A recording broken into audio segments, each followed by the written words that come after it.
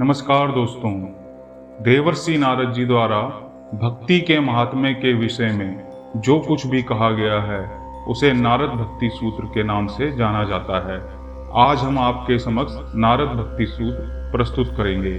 आगे बढ़ने से पहले आप सभी से अनुरोध है, यदि आपने अभी तक इस चैनल को सब्सक्राइब नहीं किया तो कृपया इसे सब्सक्राइब कीजिए और बेल बटन दबाकर ऑल नोटिफिकेशन का विकल्प चुनें। आइए सुनते हैं नारद भक्ति सूत्र। अब हम भक्ति की व्याख्या करेंगे। वह ईश्वर के प्रति परम प्रेम रूपा है और अमृत रूपा भी है। जिस परम प्रेम रूपा और अमृत स्वरूपा भक्ति को पाकर मनुष्य सिद्ध हो जाता है, अमर हो जाता है और तृप्त भी हो जाता है।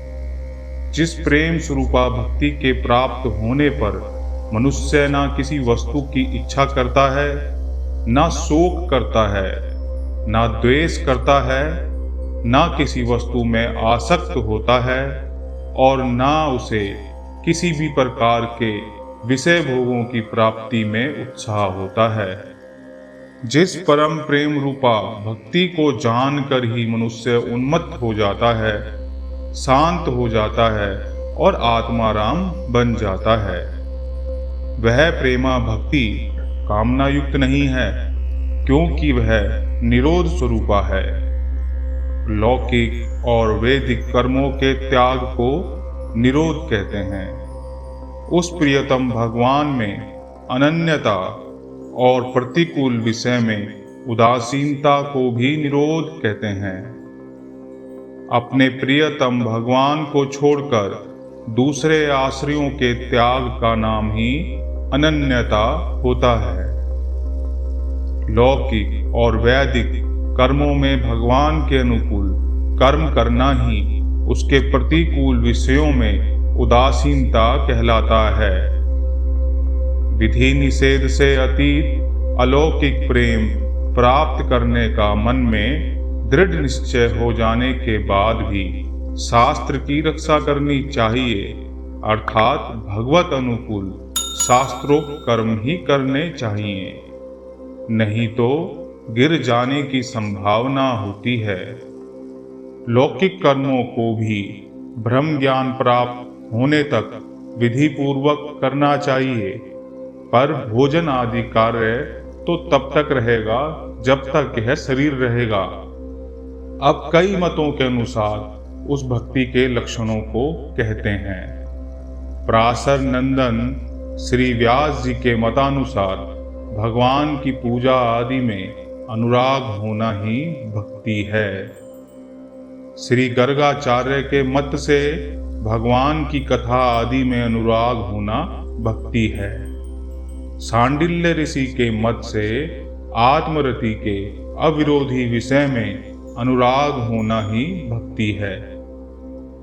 परंतु देवर्षि नारद के मत में अपने सब कर्मों को भगवान के अर्पण करना और भगवान का थोड़ा सा भी विस्मरण होने में परम व्याकुल होना ही भक्ति है।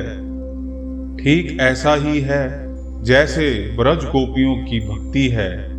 इस अवस्था में गोपियां महात्म्य ज्ञान की विस्मृति का अपवाद नहीं है। भगवान को भगवान जाने बिना किया जाने वाला प्रेम तो जारों के प्रेम के समान है। जार के प्रेम में प्रियतम के सुख में सुखी होना नहीं होता। प्रेमारूपी भक्ति तो कर्म ज्ञान और योग से भी श्रेष्ठतर कहलाती है, क्योंकि यह भक्ति फल रूपा है। ईश्वर का भी अभिमान से द्वेष भाव है और दैन्य से प्रिय भाव है। भक्ति का साधन ज्ञान ही है। किन्हीं आचार्यों का भी यह मत है। दूसरे आचार्यों का मत है कि भक्ति और ज्ञान परस्पर एक दूसरे के आश्रित हैं। ब्रह्म कुमारों के अर्थात सनत कुमार और नारद के मत से भी भक्ति स्वयं फल रूपा है। राजगृह और भोजनादि में ऐसा ही देखा जाता है।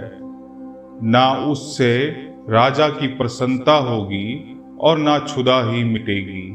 संसार के बंधन से मुक्त होने की इच्छा रखने वालों को भक्ति ही ग्रहण करनी चाहिए।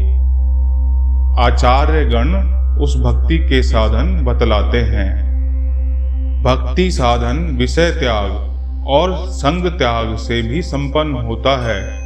अखंड भजन से भक्ति का साधन संपन्न होता है। लोक समाज में भी भगवत गुण श्रवण और कीर्तन से भक्ति साधन संपन्न होता है। महापुरुषों की कृपा से अथवा भगवत कृपा के लेस मात्र से ही यह संभव होता है। परंतु महापुरुषों का संग दुर्लभ, अगम्य और अमोघ है। भगवान की कृपा से ही महापुरुषों का संग मिल पाता है, क्योंकि भगवान में और उनके भक्त में भेद नहीं होता। इसलिए उस महासंग की ही साधना करो।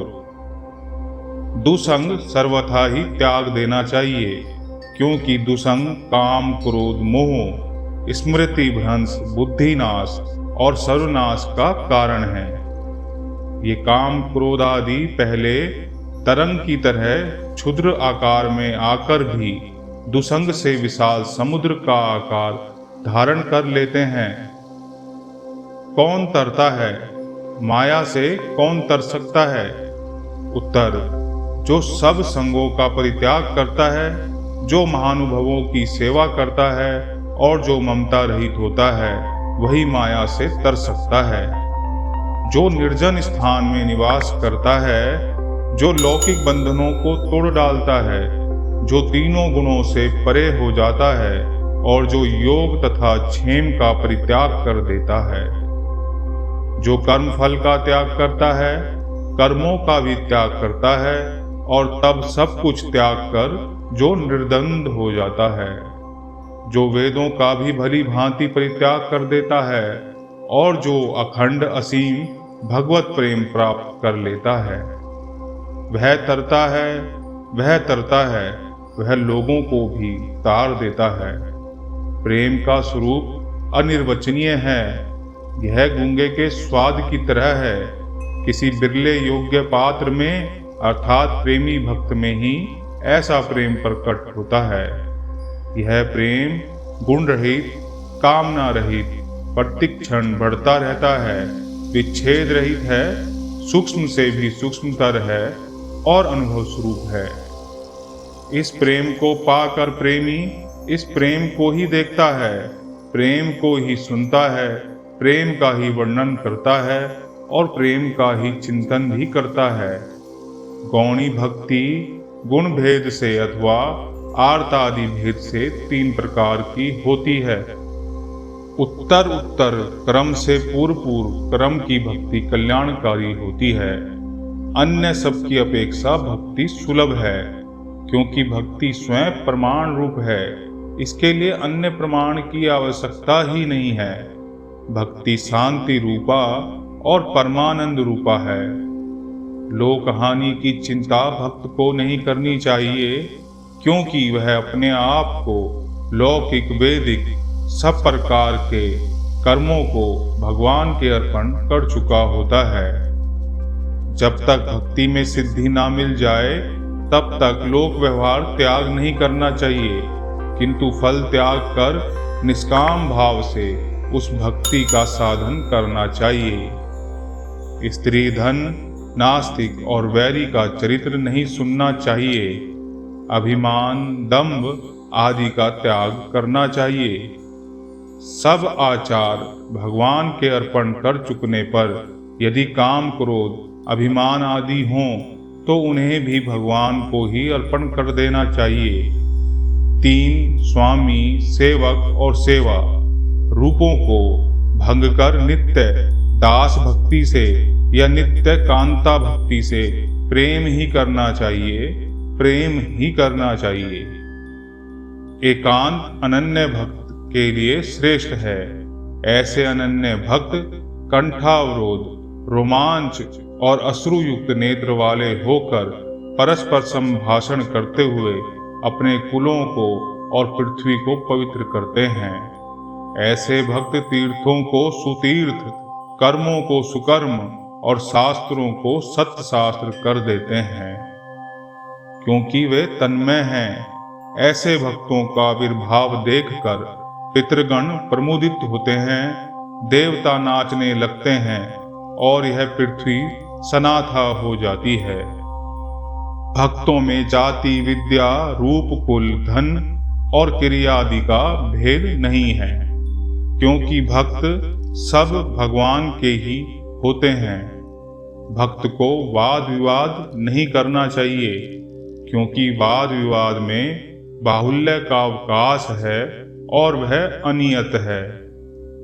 प्रेमा भक्ति की प्राप्ति के लिए भक्ति शास्त्र का मनन करते रहना चाहिए और ऐसे कर्म भी करने चाहिए जिनसे भक्ति की वृद्धि हो।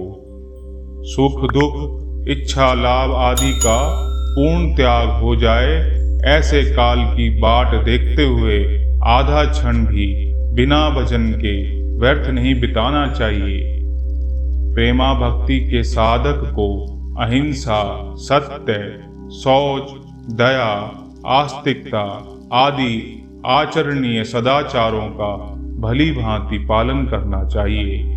सब समय सर्वभाव से निश्चिंत होकर केवल भगवान का ही भजन करना चाहिए। वे भगवान प्रेम पूर्वक कीर्तित होने पर शीघ्र ही प्रकट होते हैं और भक्तों को अपना अनुभव करा देते हैं।